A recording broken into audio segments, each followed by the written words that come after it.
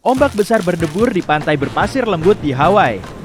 Kamu terseret ke pantai penuh dengan rumput laut dan bintang laut yang menempel di punggungmu. Kamu berdiri dan memiringkan badan untuk mengeluarkan air dari telinga, menyipitkan mata karena silau. Wah, berenangnya seru banget tadi. Hawaii. Kamu akhirnya sampai di negara bagian Aloha. Kamu berharap melihat orang-orang berkumpul dengan kamera untuk memotret dirimu yang terseret ke pantai. Resor besar dengan keluarga dan turis. Prasmanan sarapan internasional. Pasti enak. Mau dong? Ada juga pizza nanas yang mendesis dari oven. Terserah apa katamu soal pizza nanas. Aku bisa terima kok. Kamu melihat sekeliling dan mengamati hamparan pantai. Tapi nggak ada satu orang pun yang selfie-selfie. Nggak ada resor atau bahkan bangunan. Nggak ada jalan aspal, infrastruktur, dan bahkan bandara. Ada yang nggak beres nih. Kamu tadi jelas melompat dari kapal pesiar untuk berenang jauh-jauh ke Hawaii. Tapi ini kayak pulau tak berpenghuni. Kamu berjalan di sepanjang pantai, melepaskan semua rumput laut itu dan mencoba pergi ke jalan utama. Kayaknya. Tapi nggak ada. Kamu putar balik dan melihat warga setempat naik sepeda ke arahmu. Akhirnya ada bantuan. Kamu menghampirinya dan dia menyapamu dengan logat Hawaii yang kental. Warga setempat cukup pandai berbahasa Inggris. Jadi, pria ini mungkin orang yang suka menyendiri. Dia memberimu sambutan sangat hangat dan memberitahumu bahwa kamu ada di Pulau Niihau. Pulau di Kepulauan Hawaii dengan populasi paling sedikit dan memiliki luas 180 km persegi. Kamu terkejut.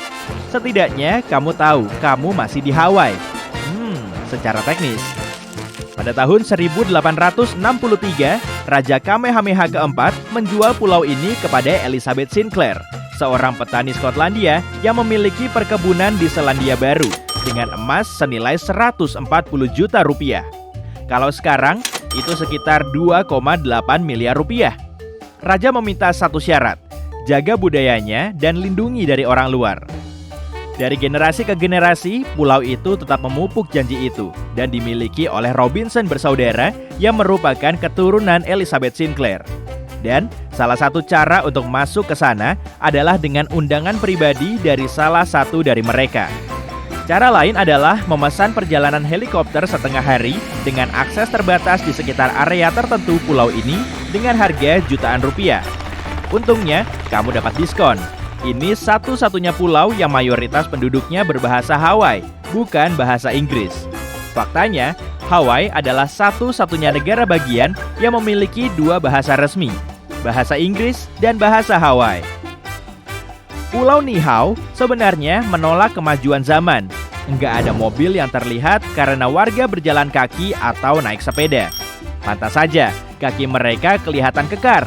Mereka bertahan hidup tanpa air mengalir, internet, atau toko. Satu-satunya sekolah di pulau itu mendapat listrik dari energi matahari dengan generator cadangan. Dan kerennya, itu satu-satunya sekolah di negara bagian itu yang menggunakan energi matahari. Kamu berjalan-jalan untuk menikmati pemandangan sampai teman barumu menunjukkan danau terbesar di Hawaii. Kamu takjub melihat pemandangan sehebat itu. Sebagai penghuni pulau itu, warga menjelaskan beberapa aturan dasar yang harus dipatuhi penduduk tetap. Pria di pulau ini dilarang menumbuhkan rambut atau memakai anting. Kalau melanggar aturan ini, mereka bisa diusir. Warga mengajakmu ke tempat nongkrong mereka pada siang hari kalau mereka nggak kerja. Banyak keluarga berkumpul dan masak-masak. Kamu berbaring di tempat berpasir lembut tanpa ada yang membuat keributan. Angin sejuk menyentuh wajahmu. Kamu melihat kepiting kecil berjalan. Dan di kejauhan, kamu melihat nelayan berjalan pulang dengan tangkapan yang mereka butuhkan. Warga nggak pakai teknologi modern untuk berburu dan memancing. Mereka menggunakan teknik yang diturunkan dari generasi ke generasi. Pada tahun 2010, sebuah penelitian menunjukkan hanya ada sekitar 170 penduduk tetap resmi di pulau itu. Beberapa penelitian lain mengatakan bahkan ada lebih sedikit orang yang tinggal di sana, cuma tinggal 70. Kamu pun santai, rileks dan menikmati kedamaian dan ketenangan. Ada beberapa pulau lain yang menarik dan terlarang di dunia. Di Brazil ada pulau yang sengaja nggak dihuni. Setiap 1 meter persegi di pulau itu, ada setidaknya 5 ular berbisa merayap. Meskipun beberapa ilmuwan mengatakan itu berlebihan, Aku nggak bakal mau ada di pulau yang diambil alih ular.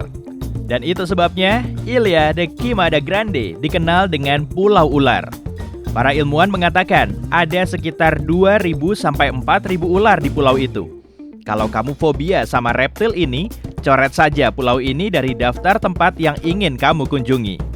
Tapi tenang, enggak ada yang boleh datang ke sini tanpa izin khusus. Kalau kamu tinggal di dekat sini, enggak perlu takut. Pulau ini sekitar 140 km di lepas pantai Sao Paulo, tempat pulau ini berada. Sulit dibayangkan 90% gigitan ular di Brazil berasal dari pulau ini saja. Dan pulau ini dihuni spesies ular beludak unik, ular kepala tombak emas. Wih! Ekosistem di pulau itu sangat unik karena ular mendominasi seluruh pulau tanpa ancaman. Selama bertahun-tahun, ular-ular itu memangsa burung penghuni pulau itu atau burung-burung yang lagi singgah. Dan tanpa campur tangan manusia, ular-ular itu bisa berkembang dan berpesta sepanjang tahun. Terletak di antara Teluk Benggala dan Laut Andaman, ada sebuah pulau tak ramah pengunjung yang tidak dihuni ular berbisa.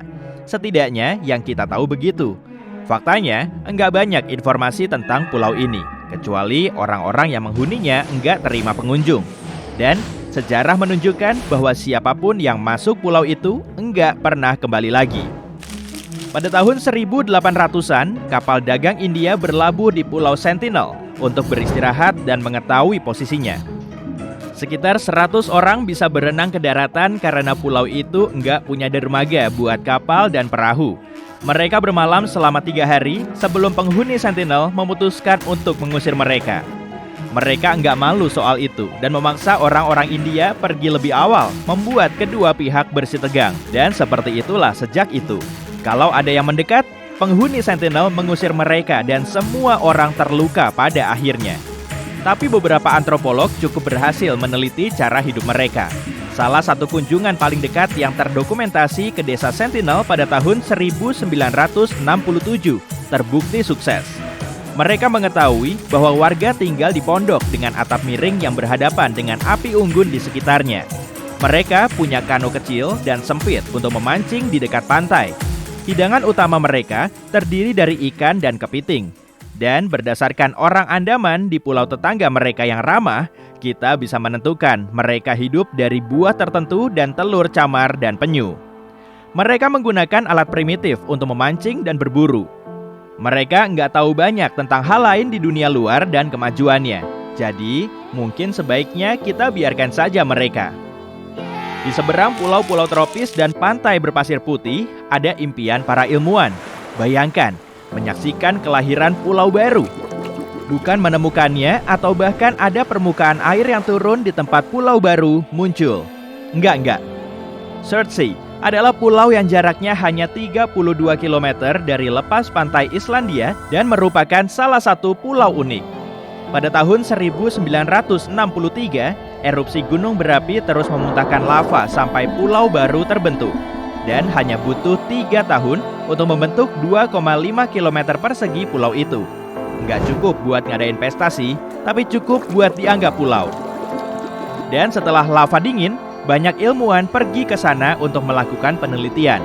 Mereka terkejut melihat kehidupan berkembang di sana. Semua dimulai dengan jamur, bakteri, dan fungi. Sepanjang tahun, arus laut menyeret benih tanaman. Dan beberapa puluh tahun kemudian, para ilmuwan mengamati lebih dari 50 spesies burung terbang di sana dan menghuni pulau itu. Surtsey dilarang dikunjungi oleh siapapun. Entah kamu berlayar ke sana atau berkunjung sebentar ke dekat sana. Enggak ada yang boleh masuk untuk memastikan spesies yang hidup di sana terlindungi. Pembangunan juga dilarang di dekat pulau itu. Jadi, coba kunjungi saja Reykjavik. Ada restoran enak di sana dan orang-orangnya juga lebih ramah.